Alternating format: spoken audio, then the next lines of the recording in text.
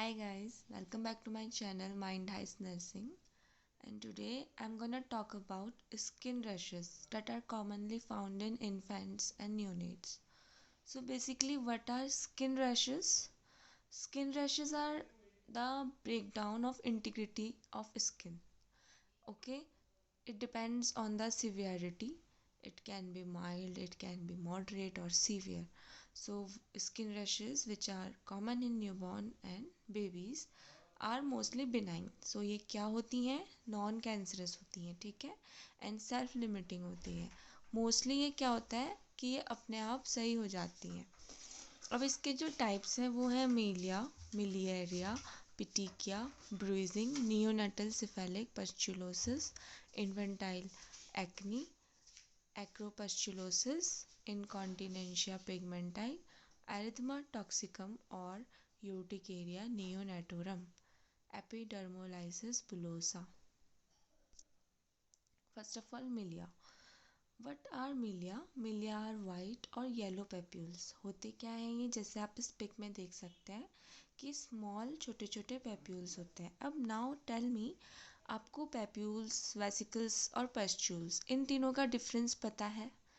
Papules होते हैं जो ये आउटग्रोथ हो जाती है स्किन में, पिन पॉइंट टाइप के, जो इसमें प्रोमिनेंट दिखते हैं, और पस्ट्यूल्स होता है जिसमें पस फॉर्म हो जाए, और वेसिकल्स होती हैं जिसमें फ्लूइड फिल हो जाए. Okay, fluid can be anything, it can be sweat और it can be any other kind of thing. तो ये होता है मिलिया. क्या होता है? इसमें सिर्फ पेप्यूल्स होते हैं. पेप्यूल्स मतलब जिसमें no pus and no fluid, nothing sac formation. So इसमें क्या होगा कि वाइट या येलो कलर के पेप्यूल्स होंगे जो कहाँ होते हैं?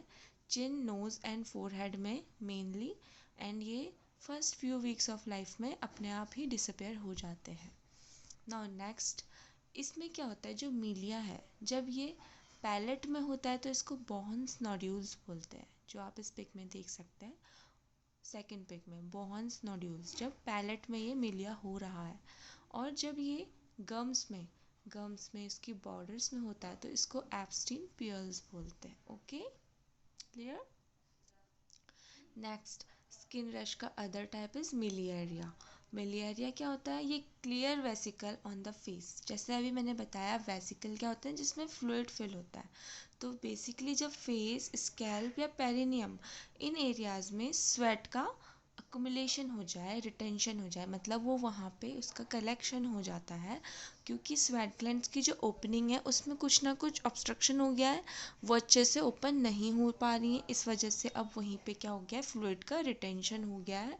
तो इस वजह से मिलिएरिया कॉज होता है. तो मिलिएरिया में क्या हो रहा है? वेसिकल फॉर्म हो रहा है. मिलिया में क्या था? पेप्यूल्स फॉर्म हो रहा था. इसमें ट्रीटमेंट है कि जो नर्स है वो बेबी को लाइट क्लोथ्स में रखेगी. बेबी को ज़्यादा टाइट क्लोथ नहीं, हैवी नहीं, सिर्फ लाइट क्लोथ्स में उसको रखेगी, और उसको कूलर इन्वायरमेंट में रखेगी. ठीक है, ये भी सेल्फ लिमिटिंग होता है. Next is petechiae. Now what is petechiae? Petechiae जो होता है ये एक ऐसी रैशेज है जो मेनली नियोनेटल थ्रोम्बोसाइटोपिनिया में देखने को मिलता है. Now what is neonatal thrombocytopenia? Okay, so we will talk about this. Neonatal thrombocytopenia एक कॉमन चाइल्डहुड प्रॉब्लम है. ओके, क्या होता है? जब 72 आवर्स ऑफ लाइफ, जो फर्स्ट 72 आवर्स ऑफ लाइफ होते हैं बेबी के, उस टाइम पे ये रैशेस देखने को मिलते हैं नियोनेटल थ्रोम्बोसाइटोपिनिया में. ये कंडीशन ऐसी होती है जब फीटल डेवलपमेंटल स्टेज में होता है और placenta insufficient oxygen blood provide करवा रहा है फीटस को, अच्छे से नहीं हो पा रही है, प्लेसेंटा से सफिशिएंट फ्लो नहीं मिल पा रहा है, तो इससे जो बेबी के अंदर प्लेटलेट्स प्रोडक्शन थी वो रिड्यूस हो जाती हैं, और इसके वजह से इसमें ऐसे रैशेस देखने को मिलते हैं. इस कंडीशन को बोलते हैं थ्रोम्बोसाइटोपिनिया, जिसमें प्लेटलेट्स कम हो जाती हैं, और जो रैशेस हैं उनको बोलते हैं परप्यूरा या पिटिकिया. अब जो ये इसमें ट्रीटमेंट प्लेटलेट ट्रांसफ्यूजन होता है, ठीक है, और ये मेनली क्या होता है? इसमें प्रोलॉन्ग ब्लीडिंग होती है. ऑफ कोर्स अगर प्लेटलेट्स रिड्यूस है तो इसका मतलब क्लॉटिंग अच्छे से नहीं हो पाएगी. एंड द अदर थिंग, एक और चीज़ है कि जो नॉर्मल वैल्यू होती है प्लेटलेट्स की, वो होती है 1,50,000 से 4,50,000 पर माइक्रोलीटर। लेकिन जब ये 7,50,000 से ज़्यादा हो जाए तो इसको बोलते हैं थ्रोम्बोसाइटोसिस, और जब लेस देन 50,000 हो जाए तो इसको बोलते हैं थ्रोम्बोसाइटोपिनिया। अब जो ये कंडीशन है ये और किन वजह से होती है? एक तो प्लेसेंटल इनसफिशिएंसी, दूसरा होता है बोन मैरो का प्रोडक्शन रिड्यूस हो जाना, तीसरा होता है स्प्लीन का डिस्ट्रक्शन ज़्यादा हो जाना। These are the conditions in which thrombocytopenia in babies occur, और इस केसेस में पिटिकिया दिखेगा। अब द अदर थिंग इज, जो पिटिकिया है और जो परप्यूरा है इनमें डिफरेंस क्या है? पिटिकिया इज़ द स्मॉलेस्ट, मतलब 1 to 2 mm का इसका साइज़ होता है। परप्यूरा इससे थोड़ा बड़ा होता है, 0.3 to 1 centimetre, and एकाइमोसिस is greater than 1 centimetre. ये तीनों ही इस कंडीशन में देखने को मिल सकते हैं, बट इनके साइज़ का डिफरेंस होता है। साइज़ आपका पिटिकिया का जो है वो सबसे कम है, 1 to 2 mm।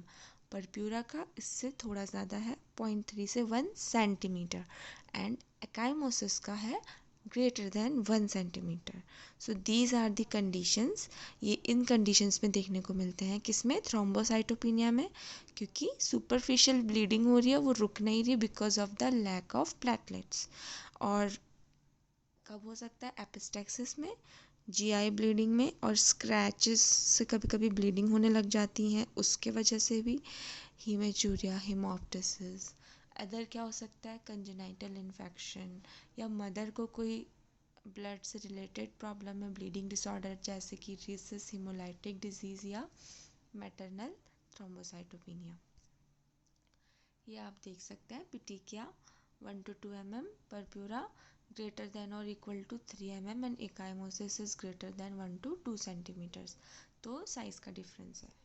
अब उसके बाद है ब्रूइजिंग। ब्रूइजिंग क्या होता है? ये ब्रीच एक्सट्रैक्शन की वजह से। ब्रीच एक्सट्रैक्शन मतलब जब बेबी का जो पोजीशन है वो उल्टा है, अपोजिट है, हेड की जगह उसके लेग्स को पकड़ के पुल किया जाएगा, डैट इज़ ब्रीच एक्सट्रैक्शन। या फोर्सेप डिलीवरी, फोर्सेप का यूज़ हुआ है डिलीवरी के टाइम। और वीनस एक्सट्रैक्शन मीन्स जैसे कि सैंपल के लिए हम ब्लड एस्पायरेट करते हैं तो उसे वीनस एक्सट्रैक्शन बोलते हैं। इस टाइम पे जो ब्रूइजिंग हो सकती है बेबी को, और इसमें क्या होगा कि it can lead to decrease in, इसके जो भी ब्लड वॉल्यूम है उसमें डिक्रीज़ हो जाएगा, और सर्कुलेशन थोड़ा सा उसमें इफ़ेक्ट करेगा। इसी में क्या हो सकता है? बेबी को एनीमिया हो सकता है, हाइपोटेंशन हो सकता है। ब्रूइजिंग को ही दूसरा नाम एकाइमोसिस है। नाउ नियोनेटल सिफेलिक पस्चुलोसिस, ये क्या होता है? नियोनेटल सिफेलिक पस्चुलोसिस एक तरीके का पाइटिरोस्पोरम फॉलिक्यूलाइटिस है, मतलब फंगल डिजीज़ है। I am sorry, yeast disease है, यीस्ट से होता है ये। जो ये पाइटिरोस्पोरम फॉलिक्यूलाइटिस है, ये एक यीस्ट होता है जो हमारी बॉडी में नॉर्मली प्रेजेंट होता है, but when it start attacking the hair follicle, उसको ये डैमेज करने लगेगा। तो इसमें पैप्यूलोपस्चुल्स, मतलब पैप्यूल्स भी और पस्चुल्स भी दोनों फॉर्म हो जाएंगे, चीक में, फोरहेड में, ठीक है, और चिन में। और इसकी वजह से क्या होगा? जो भी दो तरीके की प्रॉब्लम्स हो सकती हैं, मतलब दो तरीके की प्रॉब्लम्स में ये देखने को मिल सकता है। क्या? नियोनेटल सिफेलिक पस्चुलोसिस, सीवेरोइक डर्मेटाइटिस में, और पाइटीरियासिस वर्सिकुलर में। इन दोनों कंडीशन में ये देखने को मिल सकता है। जैसे पिटिकिया थ्रोम्बोसाइटोपिनिया में देखने को मिल रहा था, वैसे ही सीवेरोइक डर्मेटाइटिस और पाइटीरियासिस वर्सिकुलर में हमें क्या देखने को मिलेगा? Neonatal cephalic pustulosis. अभी सीवेरोइक डर्मेटाइटिस होता क्या है? दिस इज सीवेरोइक डर्मेटाइटिस, जो आप फर्स्ट पिक में देख रहे हैं। इसमें स्केली पैचेस और रेड स्किन निकलने लग जाती है स्कैल्प की। और पाइटीरियासिस वर्सिकलर, कलर से आप याद रखिएगा कि डिस्कलरेशन हो जाता है स्मॉल पैचेस ऑफ स्किन का, मतलब स्मॉल डिस्कलरेशन होता है इन पैचेस। अब जो ये नियोनेटल सिफेलिक, इसको सिफेलिक क्यों बोल रहे हैं? Because it occurs only in the face, cheek and scalp. So these are the cephalic, why this is called cephalic, and इसको हम एंटीफंगल देते हैं इसमें, लेकिन ज़्यादा यूज़ नहीं करना है बेबी को, क्योंकि बेबी की जो स्किन होती है उसको एब्जॉर्ब इजीली कर लेती है, एंड फिर उससे टॉक्सिसिटी का रिस्क रहता है, ठीक है। और जो ये एक्ने है उसी के तरीके एक्ने ही बोल सकते हैं इसको, बट इसमें क्या होगा कि पस्ट्यूल्स अराइज होते हैं। इसमें एक्ने की तरह कॉम्बडेंस नहीं होते हैं। What is comedones? See here, comedones, comedones क्या होते हैं? आपने पढ़ा होगा वाइट हेड्स, ओके, या फिर ब्लैक हेड्स। आपने सुना होगा ब्लैक हेड्स, तो बहुत कॉमन है। तो ये होते हैं ब्लैक हेड्स, वाइट हेड्स। तो इन दोनों को मिला के ही क्या बोला जाता है? Comedones, okay. So moving on, infantile acne, acne तो किसी भी वजह से एलर्जी से हो सकता है, या फिर मदर को अगर एंड्रोजन हार्मोन मदर में ज़्यादा हो जाए उस वजह से हो सकता है। उस कंडीशन को बोलते हैं हाइपर एंड्रोजनिज्म। इसमें क्या होता है, मदर के अंदर एंड्रोजन हार्मोन ज़्यादा हो जाते हैं, तो जिस वजह से मदर को कौन कौन सी कंडीशंस फेस करनी पड़ती है? हिर्सुटिज्म, जिसमें फेशियल हेयर ज़्यादा आ जाता है वुमेन में। एकेंटोसिस, इसमें क्या होता है कि डिस्कलरेशन ऑफ द स्किन, और जो भी एरिया होते हैं, कुछ कुछ एरिया जैसे अंडर आर्म्स, नेक, इस एरिया में ऐसे डिस्कलरेशन होने लगता है कैंथोसिस में। एक्ने होते हैं, इनफर्टिलिटी होती है, and hair loss. So these are the conditions which can be seen in hyperandrogenic women. तो इसमें बेबी को भी इन्फेंटाइल एक्ने होने का रिस्क रहता है, बिकॉज उस एंड्रोजन हार्मोन की वजह से बेबी के अंदर भी ऑयल प्रोड्यूसिंग टेंडेंसी ज़्यादा हो जाती है। सो ये यूजुअली बिगिन कब होता है? 2 से 4 वीक्स में, और कुछ मंथ तक रह सकता है, और उसके बाद ये 4 एंड 6 मंथ में ये क्लियर हो जाता है। Now next is acropustulosis. कुछ स्कैबीज करके एक डिजीज़ होती है जो माइट्स के थ्रू कॉज होती है, वो भी स्किन डिजीज़ होती है। तो एक्रोपस्चुलोसिस भी स्कैबीज की ही तरह होता है, बस इसमें फ़र्क ये है कि इसमें वेसिकल्स और पस्ट्यूल फॉर्म होता है, और ये पाम्स में, सोल्स में और डॉर्सल सैक्रल स्किन में होती है। अब है इनकॉन्टिनेंशिया पिगमेंटाई। इनकॉन्टिनेंशिया पिगमेंटाई में क्या होता है कि जो पिगमेंट है वो वॉल्ड, मतलब एक पैटर्न बनाते हैं। जैसे आपको इसमें दिख रहा होगा ना कि जिसमें जो ये पस्ट्यूल्स हो रहे हैं, इसमें क्या हो रहा है, ये जो पिगमेंटेशन हो रहा है ये एक तरीके का स्पाइरल बना रहा है।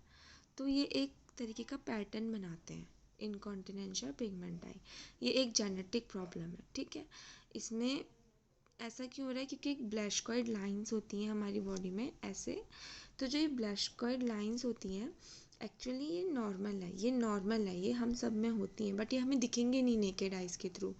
वाई? बिकॉज ब्लैशकॉइड लाइंस के ही पैटर्न में हमारी सेल में ग्रोथ होती है, तो इसीलिए ब्लैशकॉइड लाइन ज़रूरी। कभी कभी क्या होता है, ऐसी प्रॉब्लम देखने को भी मिलती है, ऐसी वाली, क्योंकि ये एक डिजीज़्ड कंडीशन है, इसमें डिजीज़ हुई है पर्सन को।